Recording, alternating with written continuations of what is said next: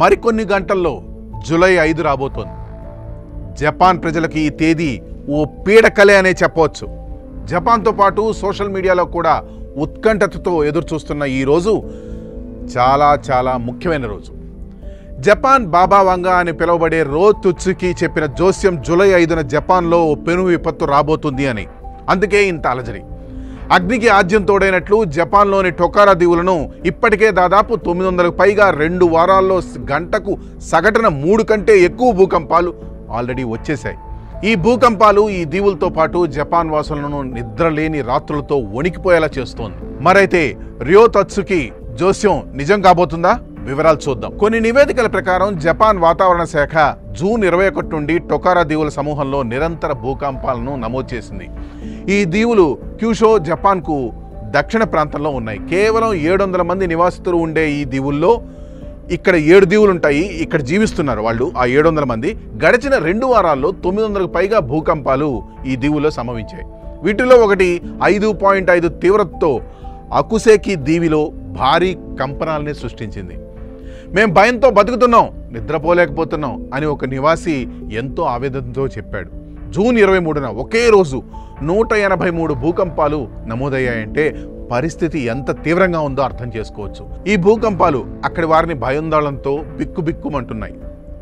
ఎందుకంటే ఎప్పుడు ఏ పెద్ద భూకంపం వస్తుందో ఎవరికీ తెలియదు. ఇప్పుడు తత్సుకి చెప్పిన దాని ప్రకారం గురించి మాట్లాడదాం.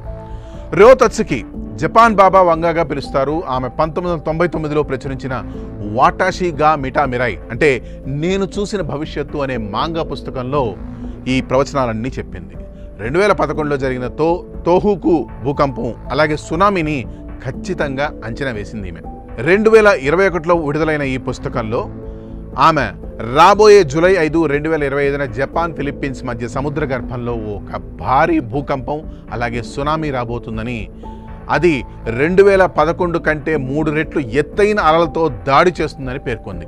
ఇప్పుడు ఇది సోషల్ మీడియాలో పూర్తిగా వైరల్ అవుతోంది.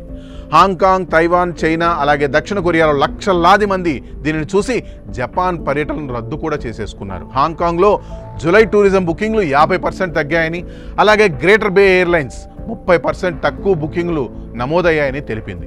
ఇదంతా రో తత్సుకి పోస్ట్ ప్రభావం. టొకారా దీవులు పసిఫిక్ రింగ్ ఆఫ్ ఫైర్లో ఉన్నాయి. ఇక్కడ టెక్టోనిక్ ప్లేట్లు కలుస్తాయి. జపాన్ భూకంపాలకు అత్యంత గుర్తింపబడే ప్రాంతంగా గుర్తించుకోవచ్చు. సంవత్సరానికి సుమారు 1500 భూకంపాలు జపాన్లో సంభవిస్తాయి. కానీ ఈ స్థాయిలో 2 వారాల్లోనే రావడం అసాధారణం. 2023 సెప్టెంబర్లో 346 భూకంపాలు నమోదయ్యాయి. కానీ ఇప్పుడు వచ్చిన 900 భూకంపాలు ఆ రికార్డును మించిపోయాయి. శాస్త్రవేత్తలు ఈ భూకంపాలు సముద్ర గర్భంలోని అగ్నిపర్వత కార్యకలాపాలకు సంబంధించినవి కావచ్చని ఊహిస్తున్నారు. అంతేగాని రో తత్సుకి చెప్పిన దానికి ఎటువంటి సంబంధం లేదని అయితే స్పష్టం చేశారు.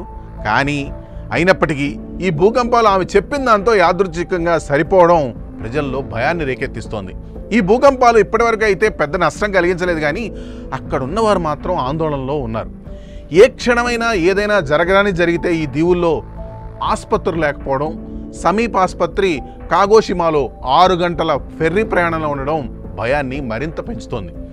కొన్ని గెస్ట్ హౌస్లు పర్యాటకులను స్వీకరించడం కూడా మానేశాయి. ఎందుకంటే అవి అత్యవసర ఆశ్రయాలుగా మారవచ్చు.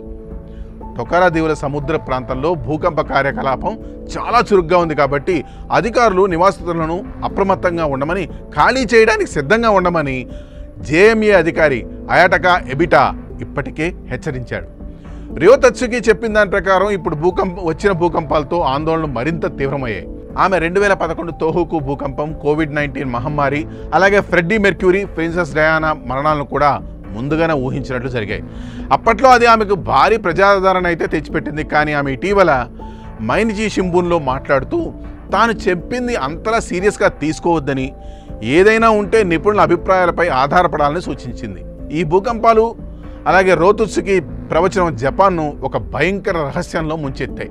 జూలై 5 ఒక సాధారణ రోజుగా గడిచిపోతుందా, లేక నిజంగా ఒక భారీ విపత్తు సంభవించబోతుందా? ఈ ప్రశ్నలు జపాన్ ప్రజలను, సోషల్ మీడియా ప్రపంచాన్ని వెంటాడుతూనే ఉన్నాయి. జాగ్రత్త.